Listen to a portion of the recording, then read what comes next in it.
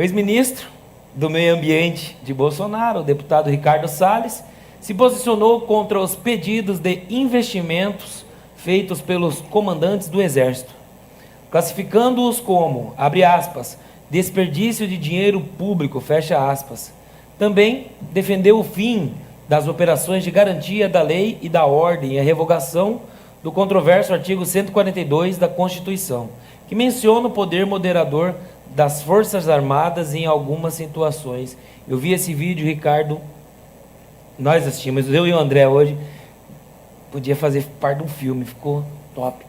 Passo a palavra para você, Ricardo Salles. Veja só, falar as coisas assim, às vezes até causa na gente uma certa tristeza. Por que eu digo isso? Porque eu trabalhei com diversos militares. Primeiro tinha uma imagem, antes de ser ministro, dessa discussão, desse tema Forças Armadas, muito distinta do que eu vi lá no governo. Algumas coisas para melhor, outras para pior e tal. Trabalhei com diversos militares comigo, aliás, continuo tendo militares que trabalham comigo, tanto da Polícia Militar quanto do Exército. E tem muita gente boa, muita, excelente, gente muito competente, séria, capaz, dedicada e tal. Mas a impressão que eu tenho, assim, de praça a coronel, a turma tem mais testosterona, mais firme, tudo mais. O cara vira general, acho que até talvez pelo sistema que é de escolha dos generais, sei lá, o cara começa a virar vaselina, começa a ter uma postura assim meio tucana, o negócio não se posiciona mais, não dá mais opinião, dá uma brochada, entendeu? E quanto mais estrela o cara põe no ombro, pior fica. Vai subindo assim na pirâmide, o troço vai ficando louco, né? E aí você vê, o Brasil, um país com 8.500 quilômetros, é isso? De fronteira seca, fora o problema da fronteira marítima. O Brasil, com a quantidade de droga e arma que há tráfico aqui no Mato Grosso, principalmente, tem um monte de problema aqui no vizinho, tudo, era para você derrubar um avião por dia. Era para ter troca de tiro com morte todo dia. Era para ter confusão todo dia, tipo fronteira de Israel. Aqueles mísseis saindo, voando à noite, assim, tchum, tchum, tchum, tchum, derrubando avião do tráfico. Os caras não derrubam nada, não trocam tiro com ninguém, não prendem ninguém.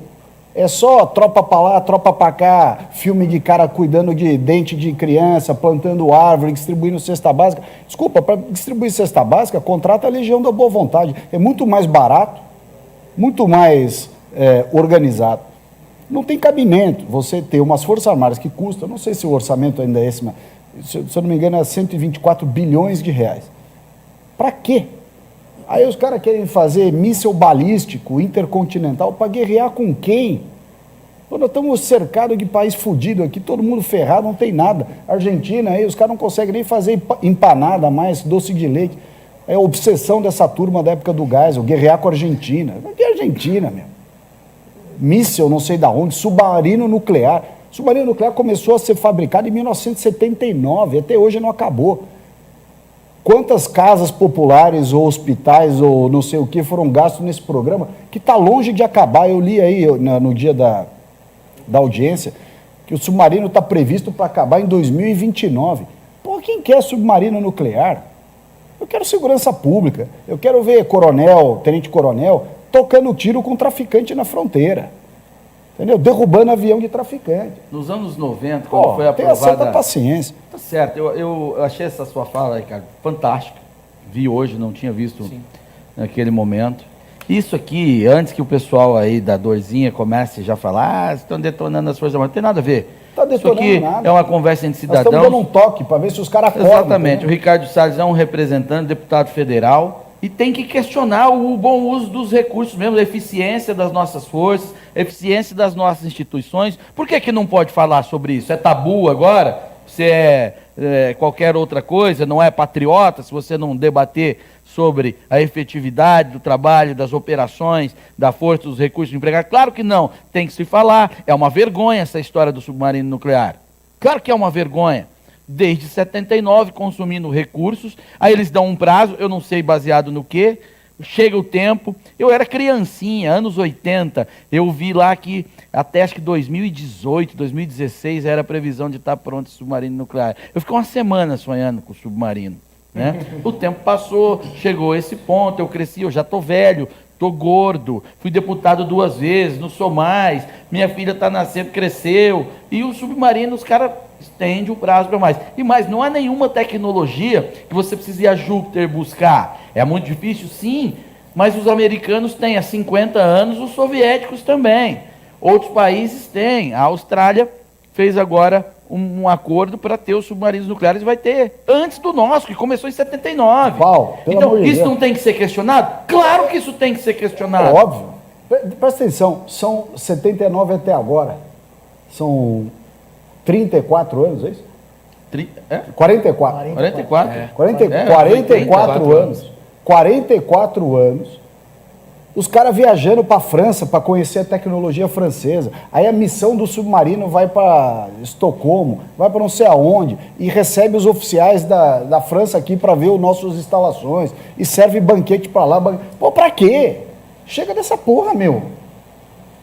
Pega todo o efetivo, para de desfilar com roupa camuflada na Vieira Soto e no Parque de Ibirapuera, em São Paulo, e vai trocar tiro na fronteira com a Bolívia, com a Colômbia.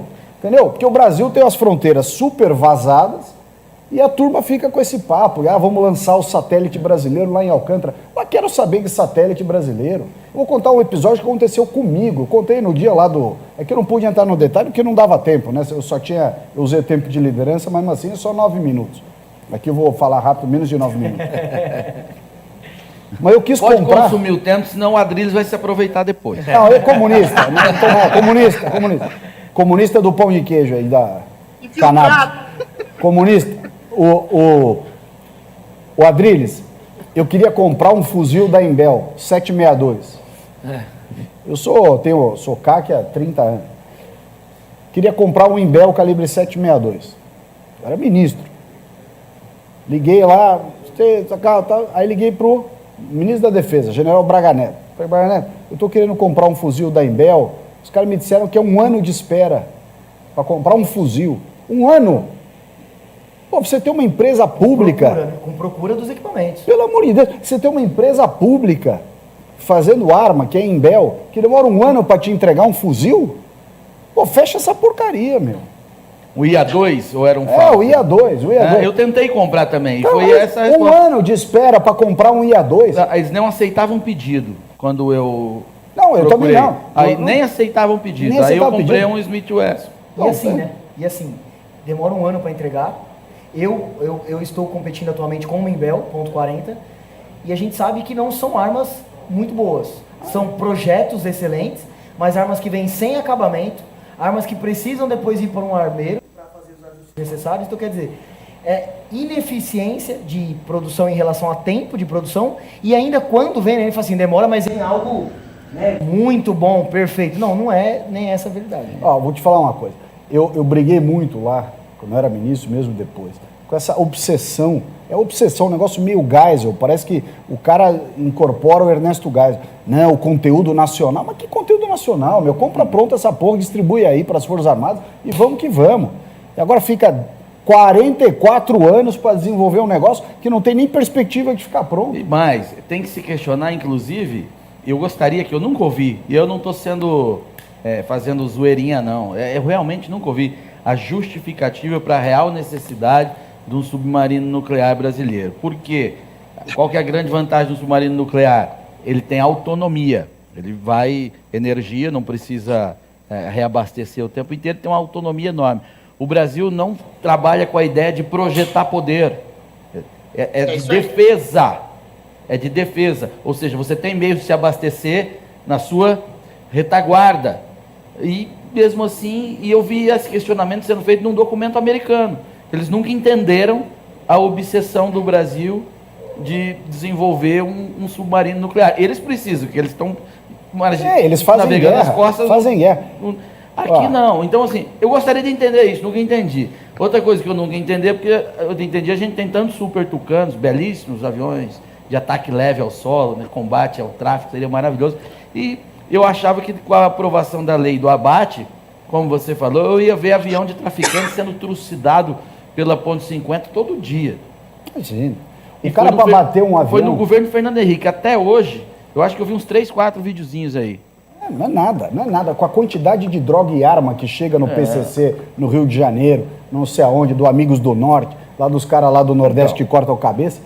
Pelo amor de Deus, o que nós estamos fazendo com esse monte de arma, de tanque, de esteira, de não sei o quê? Se estão abatendo, então tem que divulgar melhor o Não trabalho, estão porque é um abatendo problema de nenhuma. comunicação. Quero Não ser tem nada. justo. Estive com o Exército Brasileiro na fronteira com o Paraguai, entre Guaíra, só um instante, Adriles, só para isso.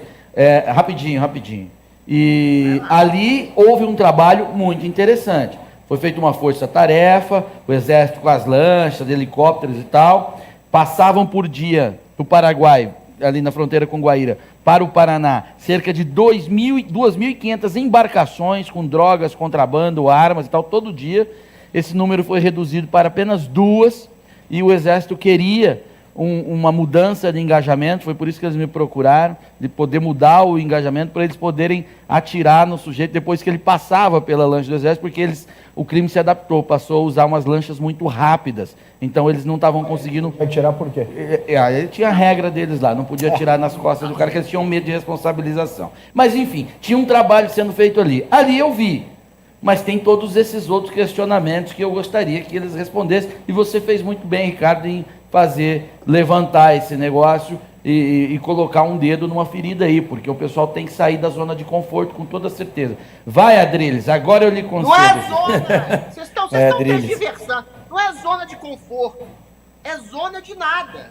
O Exército Brasileiro hoje não faz nada, não existe uma ameaça internacional, não existe uma projeção de poder, não existe uma situação da geopolítica nacional e internacional que o Brasil tenha que ter um efetivo militar absolutamente pungente nesse sentido. Não precisa ir para a fronteira, basta ir para as favelas, vai para o Morro da Maré, vai para o Rio de Janeiro, que está tomado por um estado paralelo.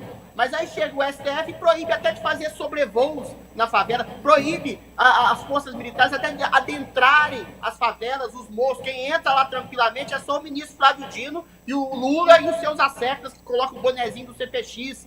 Colocam um efetivo do Exército para treinar em guerrilha. O estado do Rio de Janeiro, por exemplo, que é um exemplo clássico, é tomado por um estado paralelo, que é tomado pelo PCC, e eventualmente nada se faz contra isso. A polícia não consegue agir, ninguém consegue agir, fica aquele efetivo todo mundo lá, aquele tanto de militar pintando meio fio. Eu não sei nem atirar de estilingue. Você tem CAC, um quer fuzil, outro quer R15. Eu não sei nada, mas eu quero que quem saiba fazer isso, quem vou tem te levar para tirar, Adriles. Você é de São Paulo, vou te levar para tirar. Atiro bem, atirei bem, eu sou vesgo, então atiro bom. Então eu quero que quem tem o efetivo da força, para usar o legítimo uso da força, use efetivamente contra quem merece essa força, que são traficantes, que são narcotraficantes, que são esquemas criminosos, que estão vencendo, por exemplo, no estado do Rio de Janeiro, e ocuparam todos os morros, todas as favelas, criando leis específicas para os cidadãos. Não, o policial aqui não pode entrar, aqui cidadão não pode entrar, se chegar um carro aqui é alvejado com tiro. Existe ONG que se aproveita desse tipo de coisa, a gente falou do Tropa de Elite, ONGs que dialogam democraticamente, legitimamente, com líderes de narcotráfico, e o Exército fica aí fazendo nada. Agora vai fazer um GLO. Vou te falar uma coisa. Eu tenho pena do... A gente já tem uma desordem institucionalizada no caso da violência no Brasil, e essa violência está se espalhando cada vez mais. A impressão que eu tenho desses generais melancia aí, que ficam prestando continência pro Lula, puxando o saco do Lula, falando mal de direita, dizendo que todo mundo é fanático, etc., é a mesma coisa que aconteceu na Venezuela. O que o Hugo Chávez fez para construir a ditadurinha perfeita dele, sob o manto de uma falsa democracia? Primeiro, ele cooptou o Congresso, fechou o Congresso, só colocou gente do partido dele, depois cooptou a Justiça, aumentou o número de juízes, colocou só juiz integrado à ideologia dele, e por último, ele promoveu todos os militares, os milicos lá, general. Qualquer coronel de 2 estrelas lá ia para o generalato. Aí todo mundo ficou inflado de poder, e aí o Exército cercou o quê? Cercou a possibilidade de uma ditadura. Aqui no Brasil, eu estou falando isso toda vez que eu venho aqui no Bradock, a gente já tem uma ditadura consolidada. Você tem uma ditadura do judiciário, você tem a conivência da mídia. Na Venezuela tinha uma mídia oposicionista, aqui nem isso tem. Aqui é 1% que faz oposição e olhe lá, é nós aqui mais uma meia dúzia. Você tem uma conivência da mídia, você tem, meu querido bom Ricardo Salles, infelizmente, com raras exceções como você, um Congresso completamente acovardado, e você tem um exército amorfo.